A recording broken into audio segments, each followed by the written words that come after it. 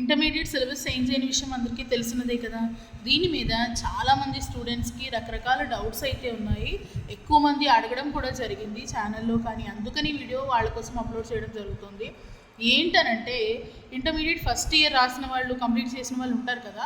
మార్చ్లో 2025 మార్చ్లో రీసెంట్గా ఇంటర్ ఫస్ట్ ఇయర్ ఎగ్జామ్స్ రాసిన వాళ్ళు సెకండ్ ఇయర్ చదివేటప్పుడు వాళ్ళకి సిలబస్ అలాగే ఎగ్జామ్ ప్యాటర్న్ చేంజ్ అవుతుందా అవ్వదా, వాళ్ళు ఓల్డ్ సిలబస్ చదవాలా లేదా న్యూ సిలబస్ చదవాలా, ఇది ఒక డౌట్. దానితో పాటు సప్లిమెంటరీ ఎగ్జామ్స్ రాసిన వాళ్ళు ఉంటారు కదా, అంటే రెగ్యులర్గా రాసినప్పుడు ఫెయిల్ అయిన వాళ్ళు సప్లీ ఎగ్జామ్స్ రాస్తారు.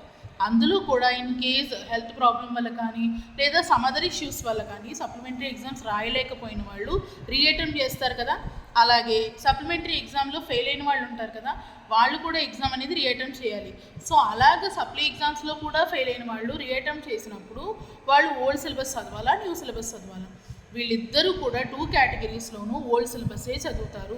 న్యూ సిలబస్ అనేది కొత్తగా జాయిన్ అయ్యే వాళ్ళకి మాత్రమే.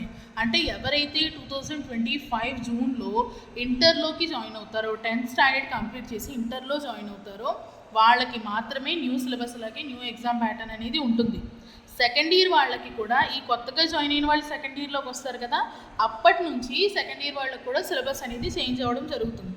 సో నేను ముందు చెప్పిన 2 కేటగిరీస్లో, అంటే సప్లీ ఎగ్జామ్స్లో మళ్ళీ రాసినా కూడా ఉండిపోయిన వాళ్ళు ఉంటారు కదా సబ్జెక్ట్స్, వాళ్ళకి కూడా ఓల్డ్ సిలబస్సే రాస్తారు. Whether it may be first year or second year, ఎవరైనా సరే ఫస్ట్ ఇయర్ కానీ సెకండ్ ఇయర్ కానీ ఎవరైనా సరే వాళ్ళు మళ్ళీ ఓల్డ్ సిలబస్సే రాస్తారు.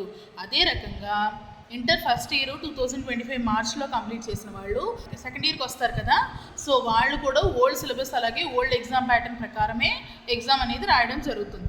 అర్థమైంది కదా అందరికీ. సో న్యూ సిలబస్ అనేది కొత్తగా ఇంటర్మీడియట్లో జాయిన్ అయ్యే వాళ్ళకి మాత్రమే అప్లై అవుతుంది. ఇంటర్మీడియట్ న్యూ ఎగ్జామ్ ప్యాటర్న్ మీద అలాగే సిలబస్ మీద నేను సపరేట్గా వీడియోస్ అయితే చేశాను. ఆ వీడియో లింక్ మీకు డిస్క్రిప్షన్లో ఇస్తాను. ఆ వీడియోస్ చూసి అర్థం చేసుకుంటారని అనుకుంటున్నాను.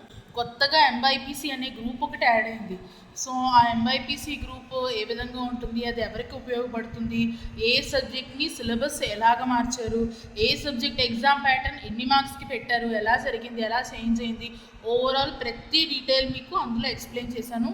ఆ వీడియోస్ అన్నీ మీకు డిస్క్రిప్షన్ లింక్లో ఇస్తాను, కంపల్సరీ చూడండి.